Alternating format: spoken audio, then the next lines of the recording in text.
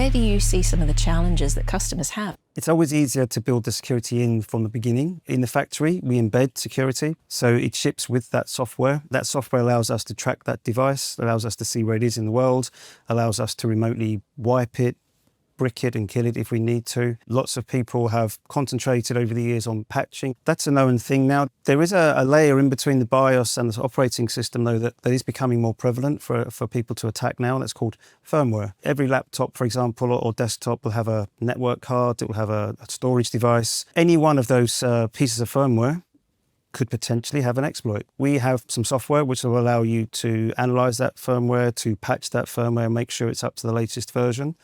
We then move to the operating system. That's generally secured by the vendor. And then we come to, okay, so most devices are now accessing the cloud. How do we make sure that we know what's coming onto that machine and whether it's safe or not? Most of the solutions now will use some form of artificial intelligence.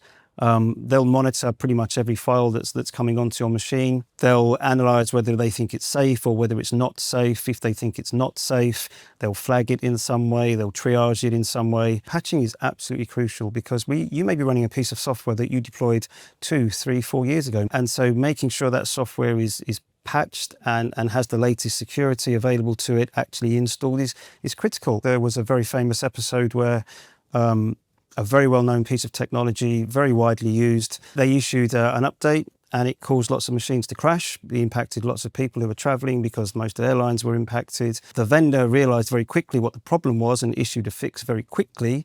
But the remedy was you had to visit each machine individually to apply the patch. I think having cloud ability to recover, redeploy, patch, secure, and update your devices and understand where they are in the world and what risk they may be under, and to see that information presented to you in a dashboard or a way in which you can proactively delve into those data insights, understand your workplace and your devices, and understand your security posture is really, it's key to any business success. It's not just provisioning a device these days. We do have to tie the two together. That life cycle management process is intrinsically built into our security posture.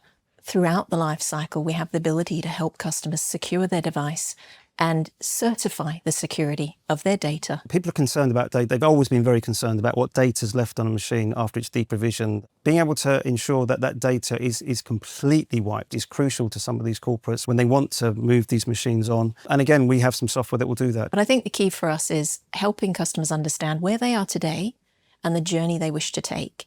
And I know we have processes we can undertake with customers to assess their current security posture, to help them with their workplace, and to build a digital workplace solution that enables their business and enables their productivity while securing their devices and their data from pocket to cloud. So we have numerous assessments depending on what the customer wants, because different customers will want different things.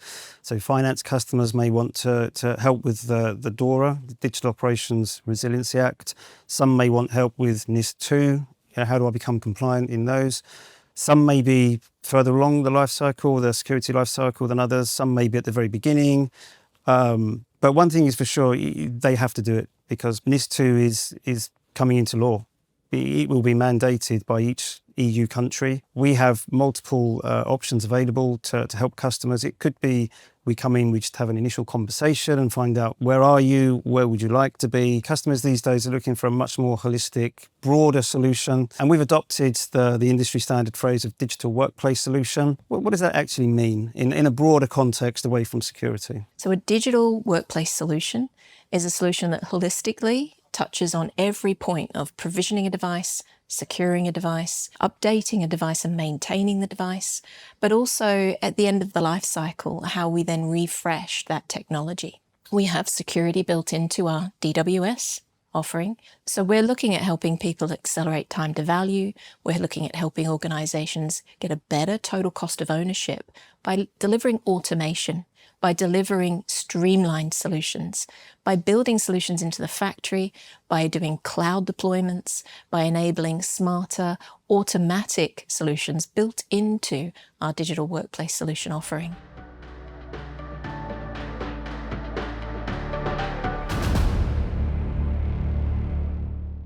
Lenovo.